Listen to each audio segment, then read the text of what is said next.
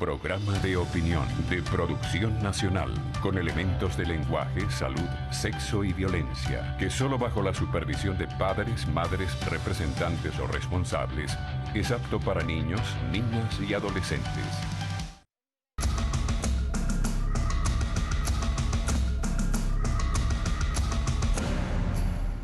Muy buenos días, voy a conversar con Jorge Millán, miembro de la Comisión de Energía y Petróleo de la Asamblea Nacional, diputado por la zona 23 de enero, ¿no? Entre otras cosas, entre otras parroquias. Entre otras parroquias.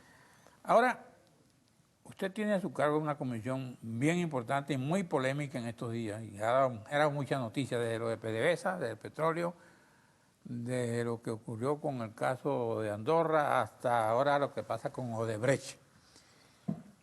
Y en esto ya leía a alguien en un periódico que decía que hay como una especie de complicidad de acuerdo para tapar ciertas cosas de Odebrecht. ¿Eso es cierto? No, en lo absoluto. Yo creo que nosotros estamos frente a un Estado que está carcomido por la corrupción y el problema es que son tantos casos, porque si hablamos de Odebrecht, está también el caso de Profit. Profit es una de las empresas que acaban de estar vinculadas dentro de la situación del vicepresidente de la República y el señor Samat, que ha participado también en el tema eléctrico y en obras de envergadura. Entonces, lo que ha ocurrido aquí es que en la búsqueda de nombres de empresas, el propio gobierno ha tratado de tapar quiénes son los que han recibido el soborno. Fíjate lo que ha pasado con Cheira y con Rincón. En los Estados Unidos ellos se confesaron culpables de haber pagado $1.000 millones en soborno. ¿Y dónde están los funcionarios? ¿Y a quién se los pagaron?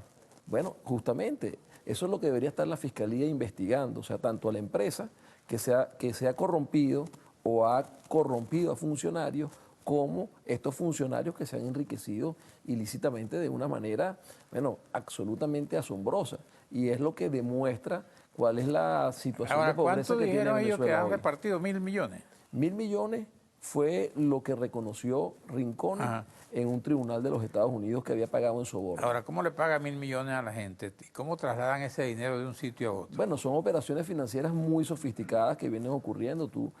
Usted lo refería, en el caso de Andorra, estamos hablando de una cuenta que se consiguieron 800 millones de dólares. Estamos hablando del caso de Nervis Villalobos, que una empresa, Duro Filgueira, presuntamente le pagó 100 millones de euros por asesoramiento oral.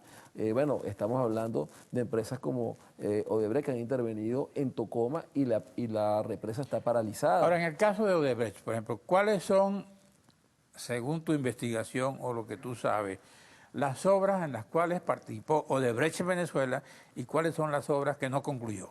Bueno, hay que diferenciar dos campos. La Comisión de Administración y Servicios el año pasado presentó un informe sobre la situación de las obras inconclusas y del conjunto de obras inconclusas de todo el país. Había unas 7 obras de Odebrecht. Ahora, en el caso de Energía y Petróleo, el tema eléctrico obligó a la constitución de una comisión mixta entre Contraloría, Administración y Servicios y Energía y Petróleo, que ha venido investigando el tema de la crisis que pasó el año pasado y que ha venido ocurriendo a través de los últimos años. En el caso de Odebrecht, ¿qué es lo que nos ocupa? ¿Quién? Ahí está Odebrecht. ¿Dónde? En el caso eléctrico está Odebrecht porque Odebrecht participa del consorcio OIB, donde está Tocoma. Tocoma es una de las plantas hidroeléctricas o la planta hidroeléctrica que se está construyendo, debió haber terminado en el 2012 y aún hoy no se termina, está paralizada. ¿Y cuánto se estima que hay desde el punto de vista de dólares invertidos en esas obras que no se concluyeron?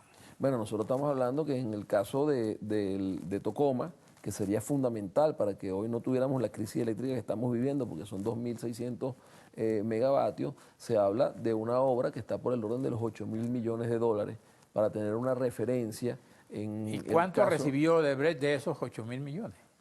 Bueno, la gran parte de ese dinero ha sido para Odebrecht, porque es la, digamos, empresa fundamental de ese proceso hidroeléctrico. ¿Y las otras obras, la infraestructura, la de construcción? Bueno, ahí yo no podría dar detalles exactamente, obviamente que ya hasta el propio gobierno no ha podido esconder lo que está pasando y ha tenido que denunciar que va a buscar a los corruptos, pero quisiéramos ver a los corruptos. O sea, ya el caso de Odebrecht es público y notorio en el mundo.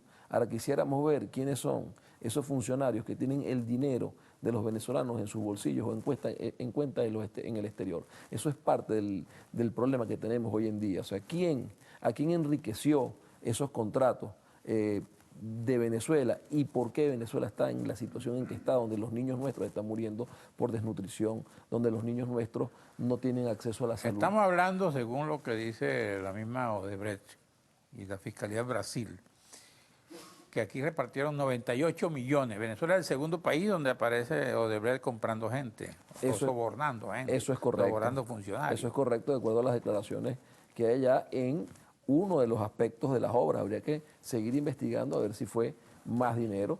Y bueno, eso es lo que nosotros queremos saber. ¿Dónde ha ido el dinero de los venezolanos de Odebrecht? Dice que eso ocurrió entre 2012 y 2015. Aproximadamente.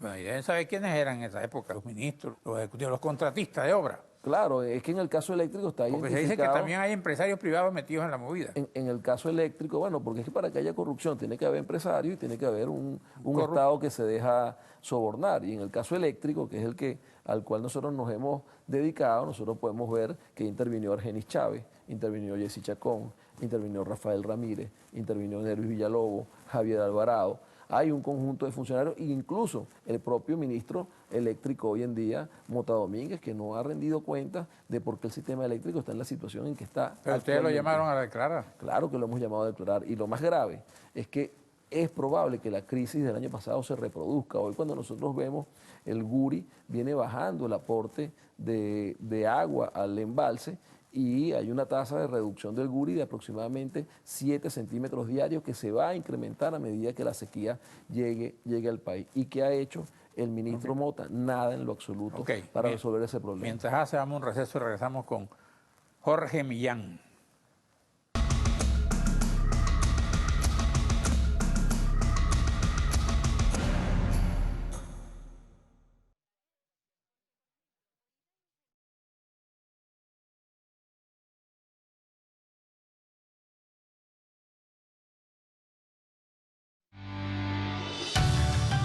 Estás viendo Regiones.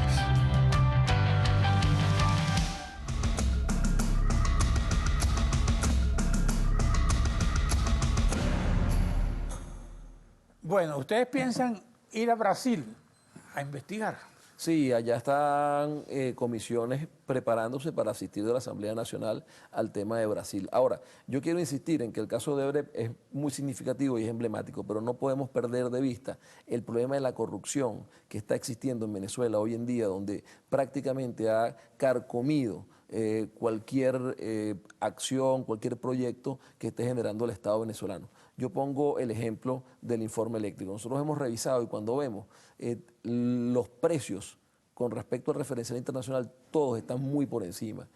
Una vez, 2 veces por encima del precio referencial. Ejemplo, y eso seguramente nosotros estamos convencidos que es dinero que se dio a la corrupción. Todas las obras prácticamente del sistema eléctrico que han ocurrido del 2009 al 2012. ¿Tú consideras que ha habido sobreprecio? Sí, nosotros consideramos. ¿En qué proporción? Bueno, en la proporción de un 1.5, o sea, 150% como mínimo, como promedio. Entonces, cuando nosotros vemos eso, que es una situación generalizada, no podemos dejar de ver el problema como un problema que trasciende a una empresa en particular. Esto es un problema del Estado venezolano y de los funcionarios que vienen administrando los dineros de los venezolanos, que obviamente han tasado seguramente a cualquier empresa privada para que participe en el tema de elaborar algún proyecto en Venezuela. Jorge, hace como 2 meses entrevisté yo a alguien aquí y decía él, hablando de las comisiones de la Asamblea Nacional, que generalmente son comisiones, investigan y no paran en nada. Y que eso, naturalmente, decepciona a la gente. Le estás hablando de corrupción, le vienes hablando de corrupción y de pronto se acabó la corrupción. Porque la investigación no se sabe si fue, o si fue un escándalo político, o si el diputado que estaba ahí negoció con la gente del gobierno para no seguir investigando. Todo eso se está hablando. Ahora, ¿cómo nosotros los venezolanos tener la seguridad de que investigación que se termine, investigación que conozca el país, si es inocente, decir que es inocente, pues también hay que proteger la reputación de la persona, y si es culpable, bueno, que es culpable, es lo que han dicho todos. Sí, ¿Tú bueno, qué piensas? Fíjate, en estos momentos la Asamblea Nacional está preparando una modernización de su página web. Julio Borges como presidente se ha ocupado de que podamos tener una asamblea mucho más transparente. Ya Henry Ramos había avanzado en algunas gestiones y aspiramos que podamos tener una asamblea donde todos los ciudadanos vean los informes. Ahora, ¿qué pasa ahí?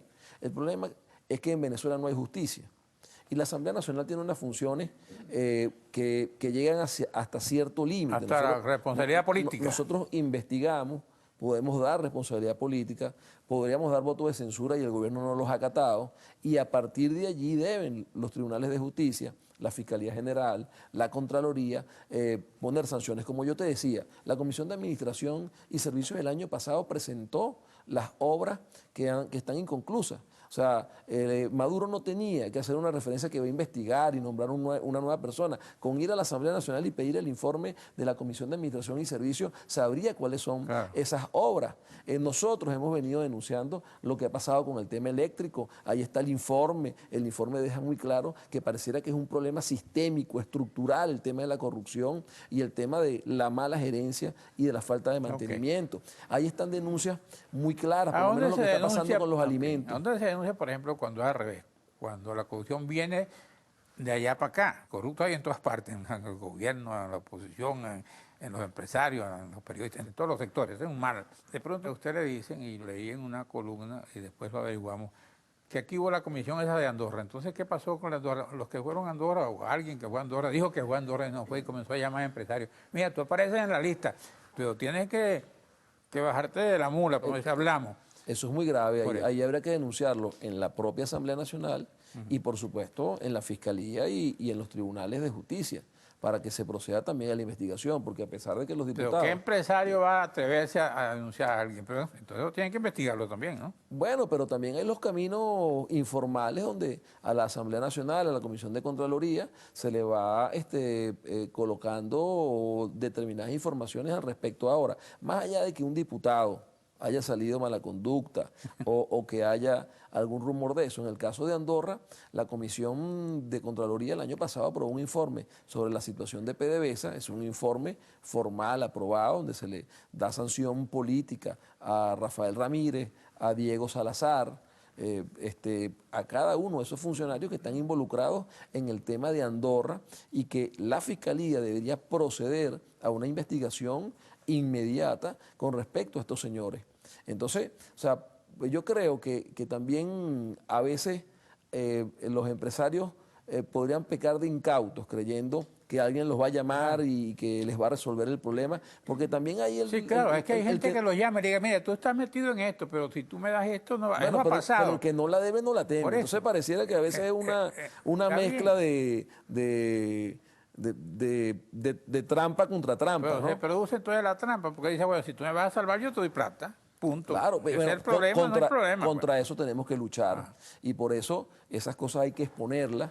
Y si la persona tiene temor de exponerlas públicamente, bueno, debe llevarlas, ampliar el margen de los diputados que conozcamos eso. Y también están los tribunales de justicia y la Fiscalía, como yo te decía. Ahora, esos casos que están en la opinión pública, generalmente porque han sido diputados que han venido investigándolo, han concluido un informe y están a la espera de que la Fiscalía actúe. Lo de Odebrecht, desde cuando no estaba. Lo de casos como Andorra. Lo de casos que vienen ocurriendo en el exterior. O sea, que vienen siendo personas o empresarios sancionados en los Estados Unidos, o incluso funcionarios públicos vinculados a narcotráfico, a terrorismo. ¿Y dónde está la justicia en Venezuela? Entonces, la Asamblea Nacional llega hasta el informe, y creo que estos temas han sido abordados suficientemente. Gracias, Jorge Millán. Me están haciendo señas que ya te pasaste de un minuto de tiempo, no importa, se lo regalo. Gracias a usted, amigos televidentes. Nos veremos aquí mañana a esta misma hora.